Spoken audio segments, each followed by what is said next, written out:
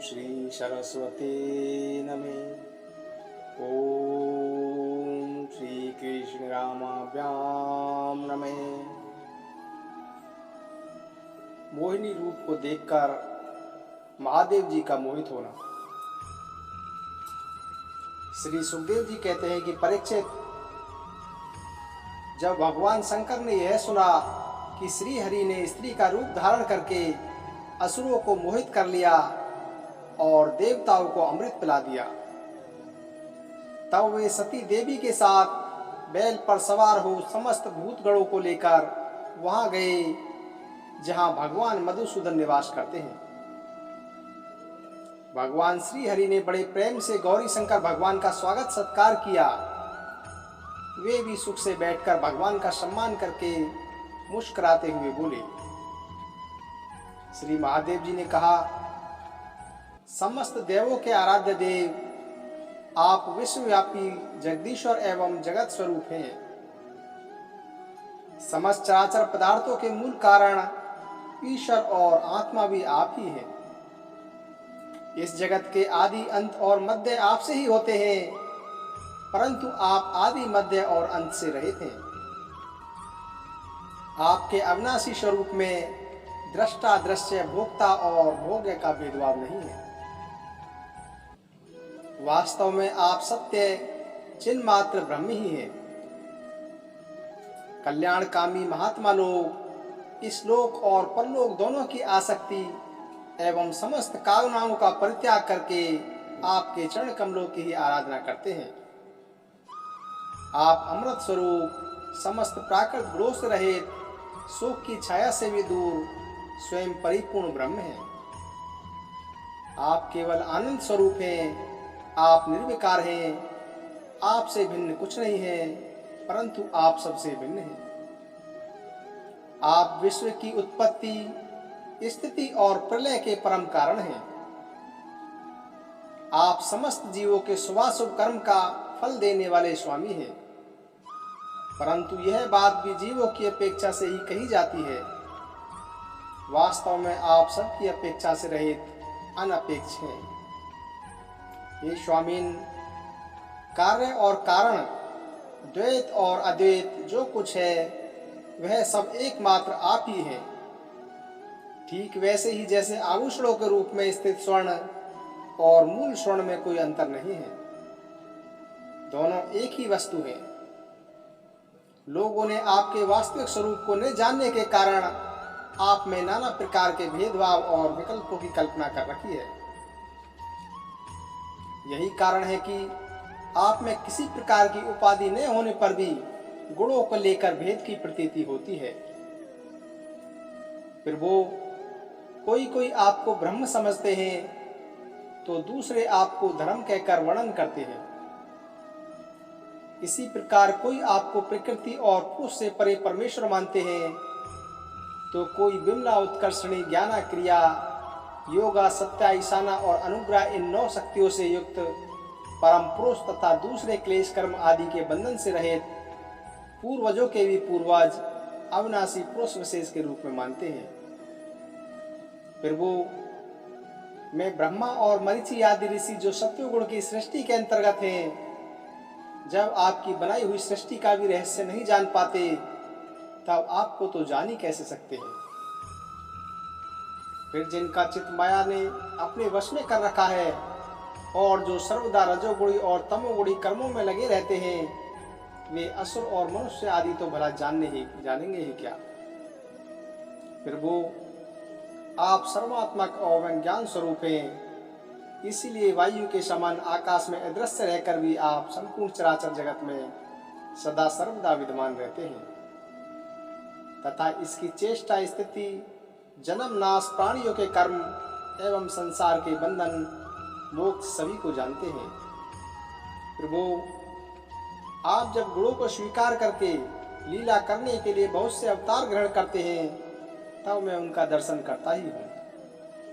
और मैं आपके उस अवतार का भी दर्शन करना चाहता हूँ जो आपने स्त्री रूप में ग्रहण किया था, जिससे दैत्यों को मोहित करके आपने देवताओं को अमृत पिलाया।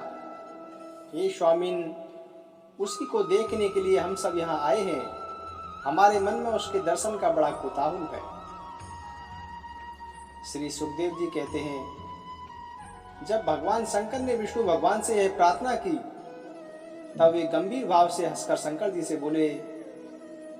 विष्णु भगवान कहने लगे कि शंकर जी, उस समय अमृत का कलश दैत्यों के हाथ में चला गया था, अतः देवताओं का काम बनाने के लिए और दैत्यों का मन एक नए कौतूहल की ओर खींचने के लिए मैंने वह स्त्री रूप धारण किया था।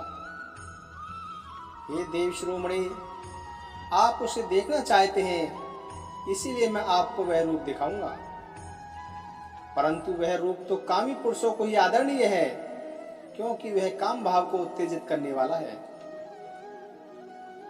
श्री सुखदेव जी कहते हैं, इस तरह कहते कहते विष्णु भगवान वहीं अंतर्ध्यान हो गए और भगवान शंकर सती देवी के साथ चारों ओर दृष्टि दौड़ाते हुए वहीं बैठे रहे।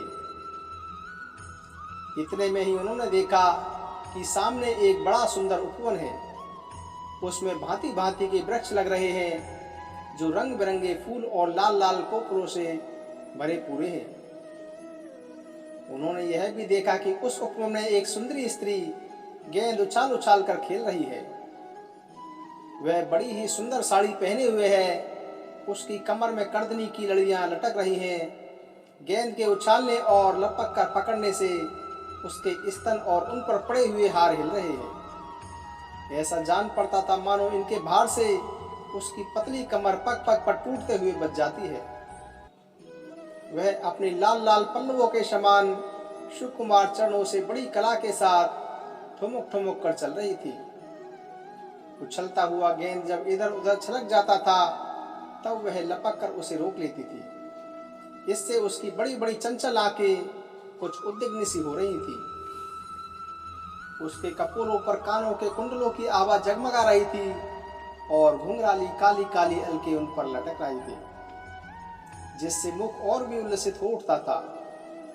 जब कभी साड़ी सरक जाती और केसों की बेड़ी खुलने लगती, तब अपने अत्यंत सुकुमार बाएं हाथ से वह उन्हें संभाल संभाल लिया करती।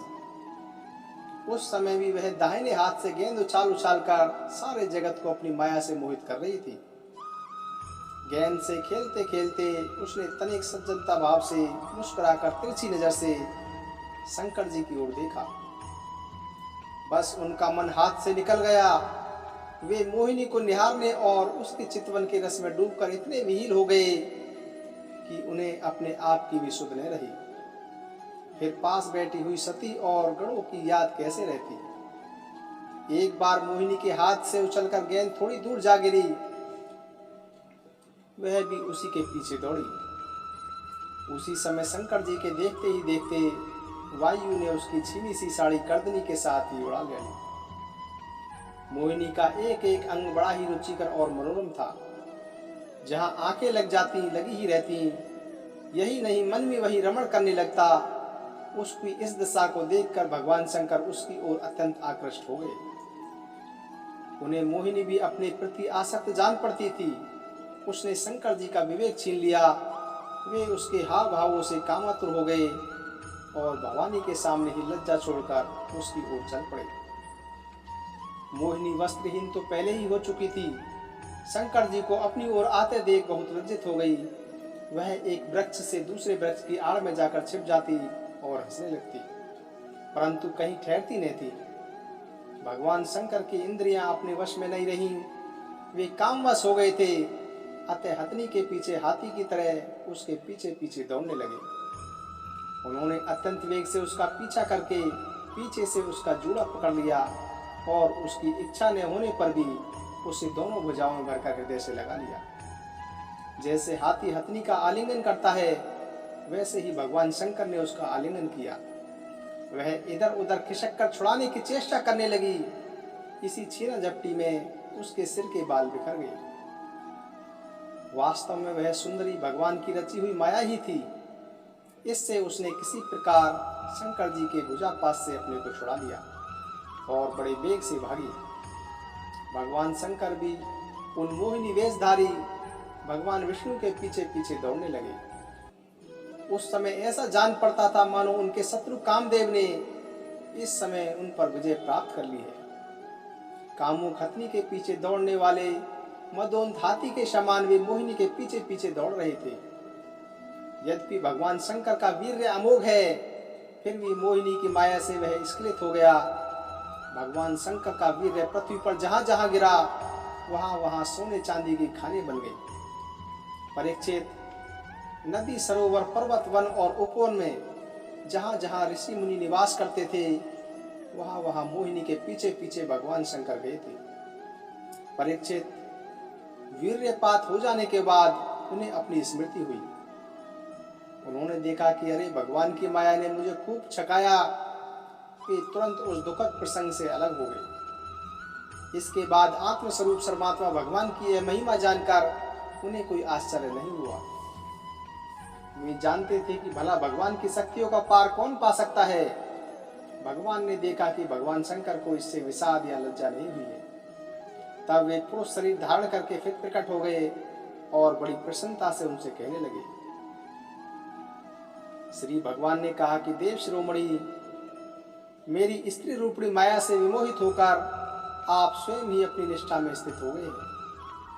यह बड़े ही आनंद की बात है कि मेरी माया अपार है।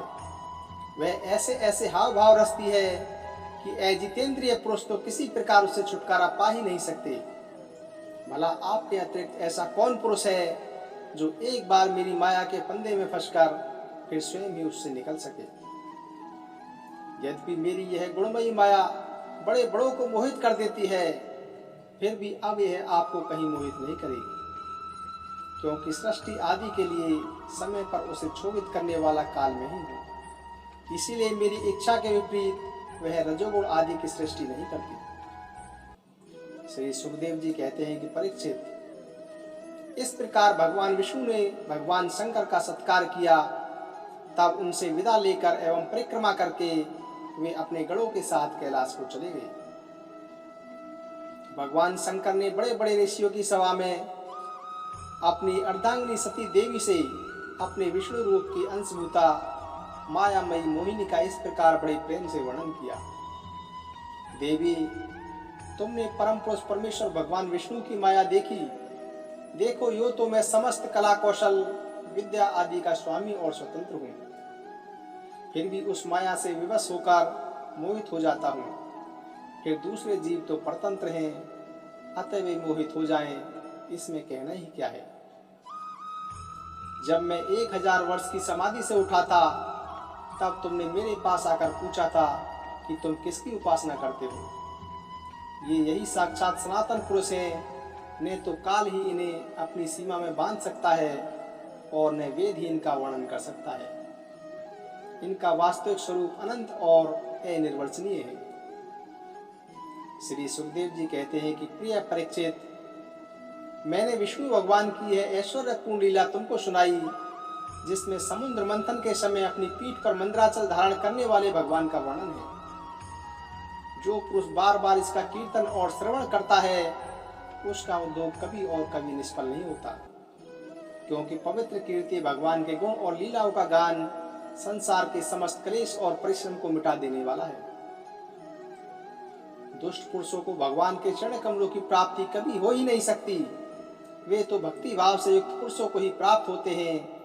इसी से उन्होंने स्त्री का माया रूप धारण करके दैत्यों को मोहित किया और अपने चरण कमलों के शरणागत देवताओं को समुद्र मंथन से निकले हुए अमृत का पान कराया।